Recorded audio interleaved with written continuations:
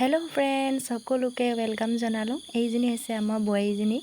ইয়াক মই স্কুটি চলাব শিকাই আছোঁ। ইয়াক ধুনীয়াকৈ জানিছে আৰু আমি দুজনীয়ে গৈ আছোঁ এতিয়া পথাৰলৈ। এয়া মোনা লৈ কিনে লিহিটি ছিঙিব গৈ আছোঁ দেই গাইছ।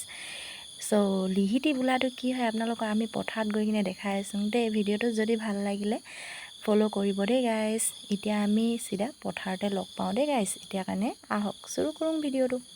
এইফালে আইতাহঁতে লিহিটি ছিঙি কিনে ইয়াৰ ঘৰ যাব লৈছে আৰু এইফালে হৈছে ধানৰ মাজতহে ওলায় গাইছ। লিহিটি যে ধানৰ মাজতে ওলায়। এইজনী বোৱাৰীজনী হাওয়াত মায়ে ছিঙি আছে, যিহেতু খাব বিৰাট ভাল লাগে দেই গাইছ।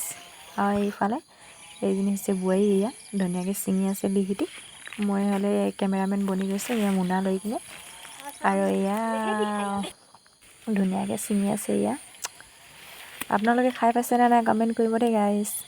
আমি যে বহুত ভাল পাওঁ খাবলৈ, বহুত টেষ্টি থাকে। ইয়াৰ জবৰা বনাব লাগে, বেছি খাই ভাল লাগে।